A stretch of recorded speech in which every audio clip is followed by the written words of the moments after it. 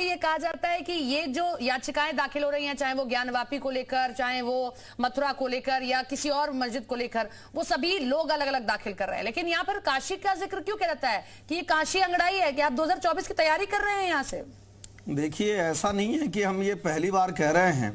Foundation day से Bharatiya Janata party ये कहती रही है कि अयोध्या, मथुरा और काशी वो भारत की आत्मा है, सनातन परंपरा की आत्मा है और निश्चित तौर पे उसके विकास के लिए हम प्रतिबद्ध हैं। कई बार हमसे सवाल भी पूछा जाता था कि चुनाव के समय में आप ऐसी बात करते हैं। आज जिस तरह से अयोध्या का विकास हो रहा है, काशी और मथुरा का भी विकास उसी तरह से होगा, इसके लिए हम प्रतिबद्ध हैं।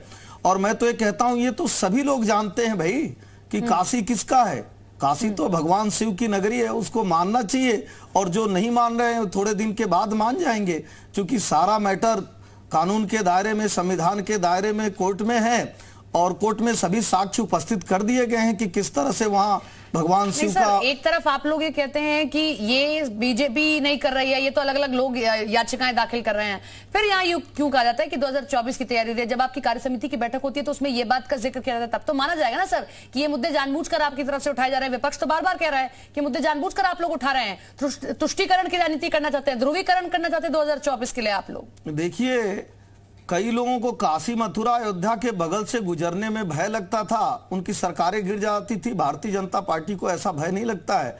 हम 100% के लिए कार्य करते हैं, सभी के लिए कार्य करने के लिए प्रतिबद्ध हैं।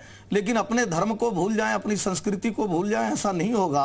काशी और मथुरा और अयोध्या का विकास तो होना ही चाहिए, क्योंकि वो वहाँ संत परंपरा निवास करती है, वहाँ भगवान की नगरी है।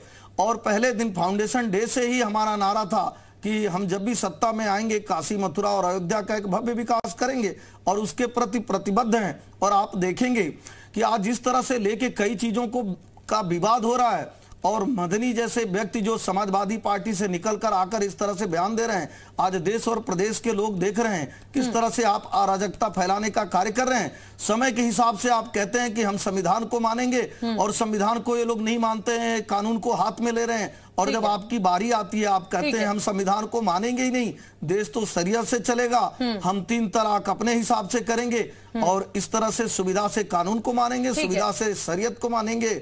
मुझे लगता है कि इस तरह की बात नहीं होनी चाहिए। अभिषेक राय जी भी हमारे साथ